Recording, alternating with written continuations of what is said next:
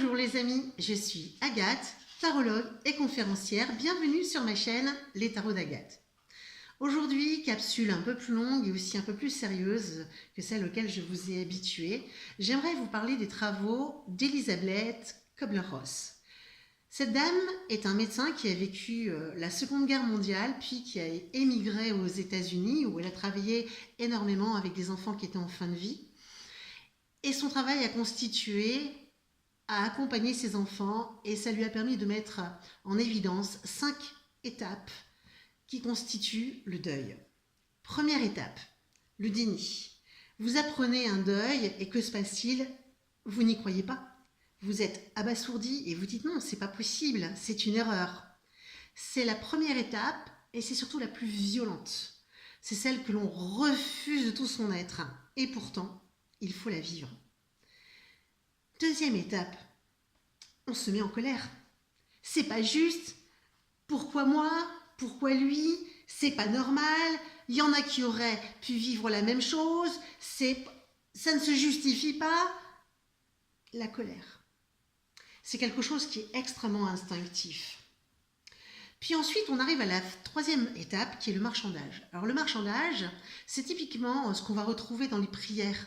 S'il te plaît, Seigneur, je viendrai à la messe tous les dimanches, en contrepartie, laisse-moi pouvoir assister à telle chose. S'il te plaît, fais en sorte que ça ne soit pas possible. Voilà, on marchande avec la vie, avec Dieu, avec soi-même, mais on marchande. La quatrième étape, c'est la dépression. C'est le moment où, ok, on ne peut plus refuser cette étape, on ne peut plus refuser l'événement et on est obligé de l'admettre. Et là, on sombre dans la tristesse. C'est le moment où on va pleurer énormément, le moment où on aura le goût à rien, où on va se dire que plus rien n'a d'importance, que toutes nos valeurs volent en éclats. Et cette période de dépression va vous permettre de passer à la dernière étape, qui est l'étape de l'acceptation. Un moment, on se réveille et on se dit « Ok, je ne peux plus rien y faire, je vais devoir m'en accommoder, je vais essayer de garder mes meilleurs souvenirs pour la suite, il faut que je continue, j'accepte. » C'est également le moment où la douleur va commencer à prendre un peu de distance. Il nous restera les souvenirs à ce moment-là et la douleur va être de moins en moins prégnante. Alors pourquoi je vous parle ça dans le cadre de la voyance? Parce que dans le cadre de la voyance, on est amené à croiser des gens qui ont vécu des décès souvent douloureux et qui sont dans l'une de ces étapes. Ce qui permet également, lors du tirage, de pouvoir un peu voir où la personne en est et pouvoir la conseiller sur la suite à avoir. Mais les étapes du deuil, ça n'est pas seulement quand il y a un deuil, un décès au sens premier du terme. On vit dans notre quotidien toute une série de petits deuils sans même s'en rendre compte. Alors quel genre de petits deuils est-ce qu'on peut rencontrer? Eh bien, un divorce, par exemple, une séparation, apprendre que son conjoint nous trompe. Ce sont des deuils, le deuil de notre couple d'avant. Un deuil que l'on croise souvent actuellement en voyance, malheureusement, ce sont les pertes d'emploi. Il faut accepter l'idée de perdre son emploi et effectivement, on va trouver des gens en face de nous qui seront dans une de ces phases, sachant que celle qu'on va rencontrer le plus souvent, ça va être ou la colère ou la dépression. En voyance, ce sont vraiment les deux étapes que l'on repère bien pour quelqu'un qui a perdu son emploi. Ça peut être aussi un enfant qui quitte le foyer parce que voilà, il est adulte et il prend son envol et il faut savoir faire le deuil de la vie de famille qu'on a vécue pendant 20, 25 ans, parfois plus, pour les Tanguy. Ça peut être aussi parfois la fin d'un livre ou d'un film dans lequel on s'est senti un peu projeté. Vous voyez, les deuils sont un peu quotidiens, il y en a des petits, il y en a des gros, il y en a avec lesquels on s'accommode plus facilement que d'autres. Ce qui est important à retenir également, c'est qu'avec la voyance, ça va permettre à chacun de pouvoir se situer par rapport à ces deuils et de pouvoir éventuellement voir quelles seront les phases et les choses à mettre en œuvre derrière. Alors, est-ce que toutes les phases sont obligatoires? Oui, on passe par toutes les phases du deuil.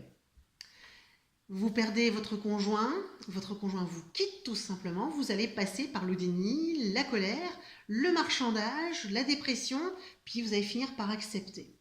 Est-ce qu'on peut faire des retours en arrière? Hélas, oui. On peut avoir franchi les 4 premières étapes et revenir à la seconde qui est la colère. Est-ce que toutes les étapes ont une même durée? Non. elles dureront en fonction de votre capacité à absorber et à avancer et à reconnaître les choses comme étant réelles. C'est déjà de l'acceptation quelque part. Est-ce qu'on peut rester bloqué sur une de ces étapes? Absolument. C'est typiquement, vous savez, cette fiancée éternelle. Son fiancé est parti à la guerre où il a été tué et elle restera fiancée jusqu'à sa mort. Donc oui, on peut rester bloqué. C'est typiquement aussi ce que l'on retrouve chez les gens qui ont eu un passé un peu douloureux et qui restent bloqués sur ce passé. Hein, ils sont soit en colère, c'est parce que j'ai vécu ce passé que je ne peux pas avancer, soit dans la dépression, là aussi on retrouve ces deux étapes clés, et on peut, oui, rester bloqué parce que quelque part on a peut-être un gain, même négatif, à rester bloqué, ne serait-ce que parce que les autres vont peut-être s'occuper de moi. Est-ce qu'on a des actions possibles sur ces étapes? Oui, ça va être le regard. Le regard, ça veut dire simplement le réalisme, accepter ce qui est en train de vous arriver, même si c'est douloureux, ça ne soigne pas, ça n'enlève pas la douleur. Mais en tout cas, ça permet de franchir ces étapes de manière un peu plus souple, le plus rapidement possible pour vous, de manière à pouvoir continuer à vivre malgré tout. Il faut savoir qu'Elisabeth Kubler-Ross a appris en fin de vie qu'elle avait un cancer et qu'elle mourrait de son cancer.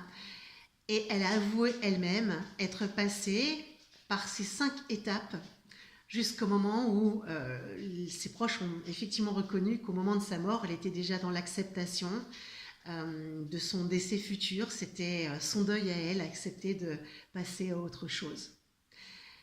J'espère que cette petite capsule et cette petite explication sur les 5 étapes vous aidera, que vous soyez dans le deuil réel ou que vous ayez vécu récemment des épreuves un peu difficiles. Je pense en particulier à la perte d'un emploi, parce que vraiment en ce moment c'est ce qu'on voit beaucoup dans le cadre de nos voyances, et j'espère que ça vous aidera en tout cas à avancer vers l'acceptation. On se retrouve vendredi prochain, de bonne heure, de bonne humeur, et on aura une capsule un peu plus légère cette fois. Et n'hésitez pas à partager et puis à mettre des gros pouces bleus comme d'habitude, quoi. À bientôt, prenez soin de vous.